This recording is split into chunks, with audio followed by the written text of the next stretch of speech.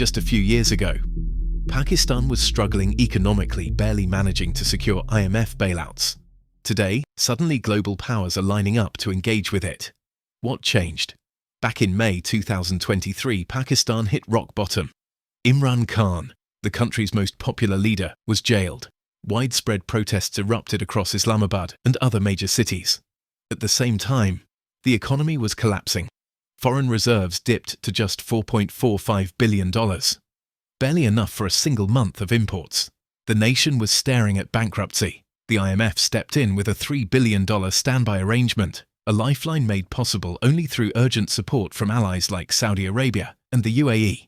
A few years back, relations between Islamabad and Washington were deteriorating. In 2018, Trump accused Pakistan of giving the United States nothing but lies and deceit. But then, something unexpected began to unfold. Within just a few years, especially during Trump's second term, the United States suddenly became very interested in Pakistan. While imposing 50% tariffs on India, Trump set just a 19% tariff on Pakistan, one of the lowest anywhere in the region. At the same time, China was pouring in billions through infrastructure and energy projects. And closer to home, neighbors like Bangladesh and even Iran quietly opened new channels with Islamabad. It seemed everyone wanted a piece of Pakistan. But the real question was, how did Pakistan play all sides to its advantage? Meanwhile, across the border, India was heading the opposite direction. New Delhi spent 25 years cultivating its image as Washington's closest partner. Prime Minister Modi even made one of his first foreign visits to the US after Trump became president, pledging advanced fighter jets. But despite these efforts, Trump slapped India with a 50% tariff. Overnight, the so-called strategic partnership looked shaky. So why was Pakistan suddenly being courted while India's decades of loyalty unraveled? And here, we reach the real turning point. The 2025 India-Pakistan confrontation. On April 22, 2025, in the quiet town of Pahalgam, 5 armed militants unleashed terror, killing 26 civilians. The communal targeting sent shockwaves across India. India immediately accused Pakistan of sponsoring the attack. New Delhi suspended the Indus Waters Treaty and banned Pakistani nationals from entering under the SAARC visa exemption scheme. Pakistan retaliated, halting trade, threatening to pull out of key bilateral treaties. Then, on May 7, 2025, India escalated further. The Indian military launched Operation Sindoor, a wave of missile and airstrikes across 9 targets inside Pakistan. Rafale jets fired Scalp missiles. BrahMos cruise missiles rained down. India claimed these were terrorist camps, but Pakistan denied it, insisting civilians were hit, including mosques. 31 deaths reported. Airspace over India-Pakistan became a zone of conflict. Pakistan deployed Chinese J-10C fighters, armed with advanced PL-15 long-range missiles. In the dogfights that followed, Pakistan claimed to have shot down up to 6 Indian jets, including Rafale. The outcome was not what India expected.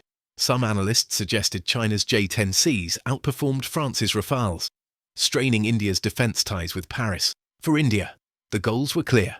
Apply military pressure on Pakistan. Isolate Pakistan diplomatically. Score domestic political points for Modi.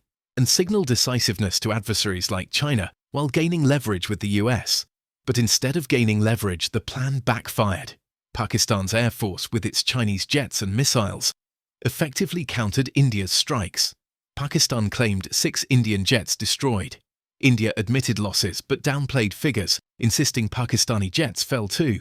The reality? India's strategy was suddenly exposed and vulnerable.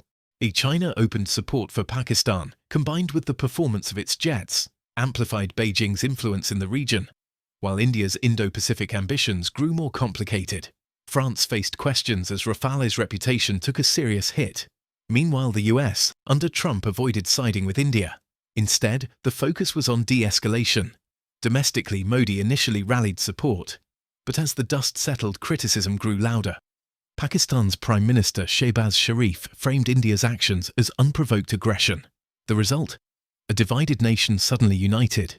Pakistan showcased strength, militarily, politically, opening a new door in geopolitics.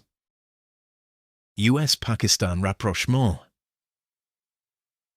Just weeks after the May conflict, Pakistan's Army Chief, General Asim Munir, visited the United States from June 12 to 18, 2025.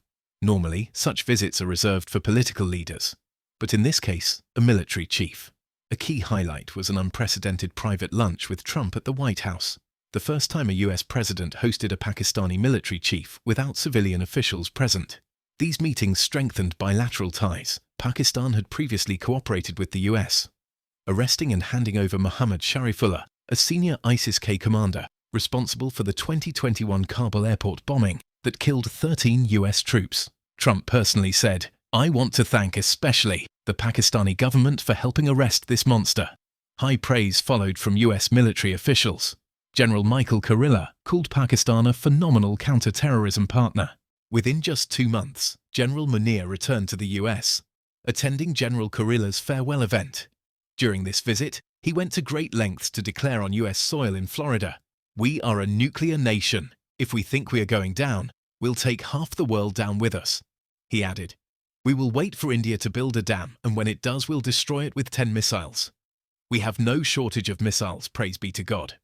Such remarks made on American soil sent a strong and worrying signal to India, while also asserting Pakistan's strategic posture.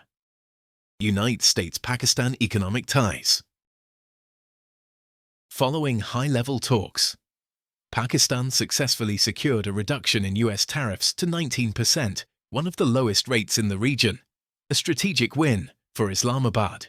As part of the same trade agreement, Pakistan's largest refiner arranged a mine test shipment of 1 million barrels of US crude oil from Vitol, set to arrive in October 2025, marking the first ever US oil import by the country.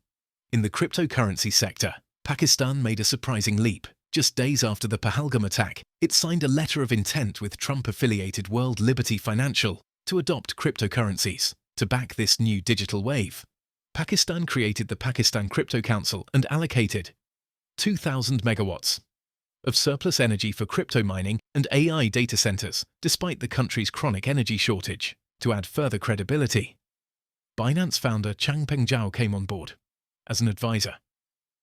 And the numbers are big. World Liberty Financial reportedly eyes $4 billion in investments through family-linked ventures. China's shadow over Pakistan's future. China's role grew stronger than ever. Even as Pakistan deepened ties with the United States, its strategic backbone remained firmly anchored in Beijing. From May 7th to 10th, 2025, Pakistan deployed J-10C fighter jets and PL-15 missiles. The operation claimed 5 to 6 shootdowns, a display of strength rooted directly in Chinese support. This was no accident. It was built on years of military cooperation with Beijing, marking a turning point in Pakistan's global rise. At the Ideas 2024 Defense Exhibition in Karachi, Pakistan and China signed agreements for advanced drones, missiles and radar systems.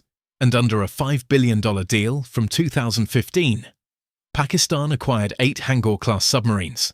The third was launched in Wuhan on August 15, 2025, boosting naval capabilities with stealth technology and air-independent propulsion. But China's influence was not limited to the military. Through the China-Pakistan Economic Corridor, Beijing connected Xinjiang to Gwadar, linking Pakistan's north to Central Asia, with investments exceeding $50 billion. New roads, railways and pipelines reshaped Pakistan's map, while giving China direct access to the Arabian Sea, bypassing the vulnerable Strait of Malacca. At the same time, China dominated Pakistan's mineral sector. Projects like Reko Deek were integrated into its network, with $60 billion invested by 2025. Even as Washington offered cooperation, Islamabad still prioritized Beijing for Balochistan's development. Unlike the cautious US approach, China offered depth, scale, and permanence. Other players joining in. Beyond the US and China, new partners began stepping in. After the fall of Hasina's government in 2024, Bangladesh, once a rival, tilted toward Islamabad, deepening military ties and joint exercises that unsettled India. At the same time, Pakistan strengthened links with the Middle East, especially Iran, showing that even old disputes were no longer barriers to cooperation.